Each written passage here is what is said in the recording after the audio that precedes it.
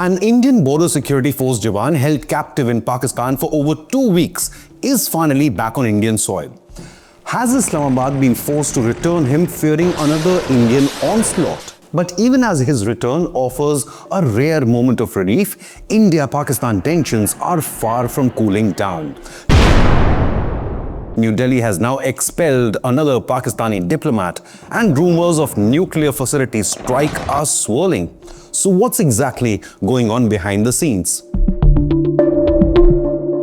BSF Jawan Puram Kumar Shaw, who had been detained by Pakistani Rangers since the 23rd of April, was officially handed back to Indian authorities at the joint checkpost in Atari, Amritsar on Wednesday morning. A BSF statement confirmed, quote, "With the consistent efforts of BSF through the regular flag meetings with Pakistan Rangers and through other communication channels, the repatriation of BSF constable has become possible. The handover was conducted peacefully and in accordance with established protocols," unquote. 40-year-old Puram Shaw reportedly crossed the international border in Punjab's Firozpur district unknowingly, just a day after the horrific terror attack in Kashmir's Pahalgam that left 26 Indian tourists dead. His detention in the aftermath of such a tragedy added fuel to already smoldering tensions, with many fearing an all-out retaliation by India, which did come just a few days later.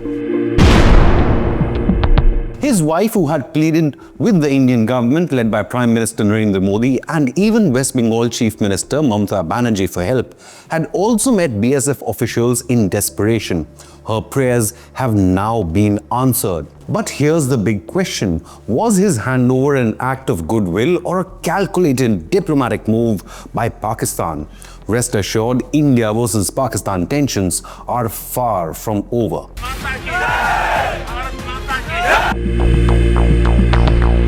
India made another bold diplomatic move, declaring a Pakistani official posted at the High Commission in New Delhi as persona non grata, ordering him to leave India within 24 hours. The Ministry of External Affairs didn't mince any words, stating the official had been engaged in activities incompatible with his diplomatic status. In a retaliatory response, Pakistan too expelled an Indian diplomat, giving him the same 24-hour notice. This tit-for-tat escalation is a clear signal that both the nations are hardening their positions despite an officially announced ceasefire just days earlier, following India's bold Operation Sindoor, which neutralized multiple terror hideouts in Pakistan and Pakistan-occupied Kashmir.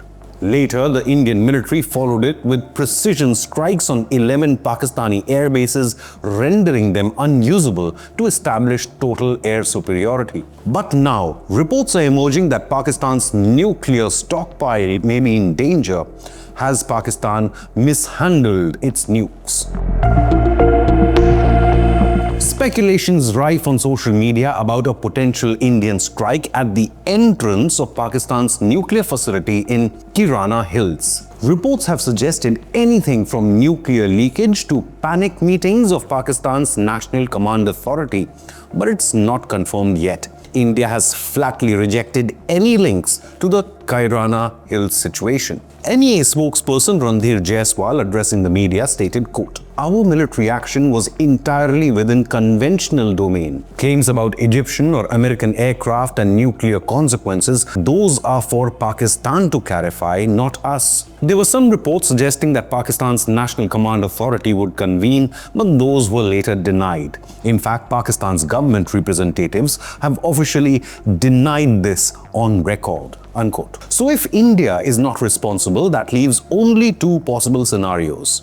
Either people are reading too much into the developments, or Pakistan itself has misused or mishandled its nukes, which now pose a danger to its citizens. Pakistan is a rogue nuclear nation and has sold and smuggled nuclear technology to nations including North Korea and Iran. The close ties between Pakistan military, the ISI and terror groups like Lashkar, Jaish or Hamas pose a threat of Pakistani nukes falling in the hands of such extremist organizations. Adding fuel to the fire, Uttar Pradesh Chief Minister Yogi Adityanath launched a blistering verbal attack on Pakistan during the Bharat Shaurya Tiranga Yatra. He warned, quote, "One day terror will swallow Pakistan," and accused the military and political leadership of glorifying such extremists. Referring to recent images of Pakistani army officials attending funerals, Yogi said, quote, "The world has seen this shameful act of Pakistan. This is proof that Pakistan is a failed nation. In the last 70 to 75 years, it has only cultivated terror." These strong words should be a wake-up call to the entire world how Pakistani nukes are the biggest threat to humanity.